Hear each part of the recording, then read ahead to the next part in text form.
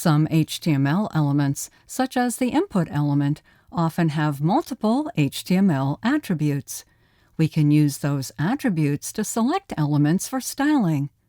In prior clips we covered these selectors. Let's add one more.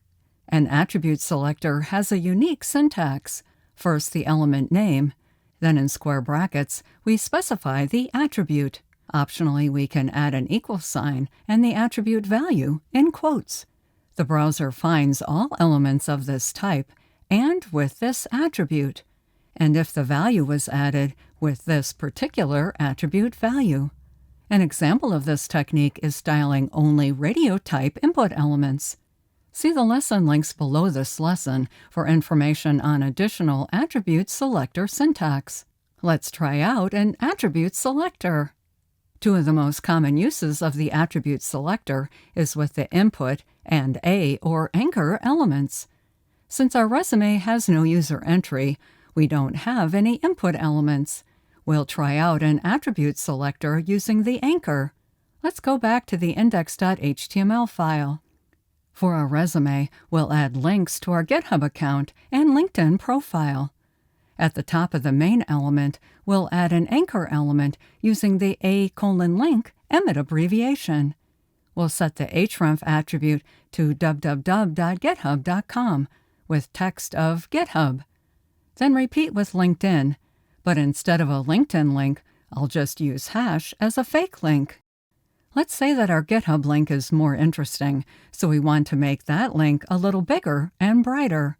We could add an ID attribute and use an ID selector, or add a class attribute and use a class selector. But let's try out an attribute selector. Copy the href attribute and its value because we'll need it. Be sure to copy the quotes. Going back to the style sheet, recall the syntax for an attribute selector that we saw in the slides?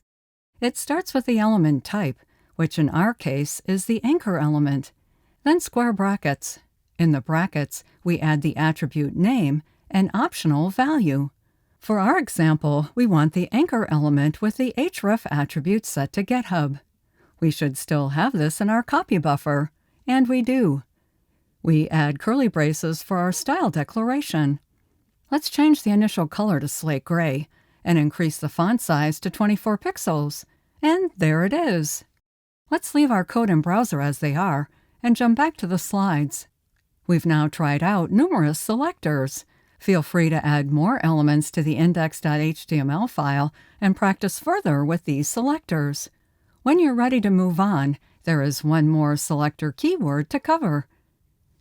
So, use an attribute selector to select all elements with the defined type, attribute, and optional attribute value.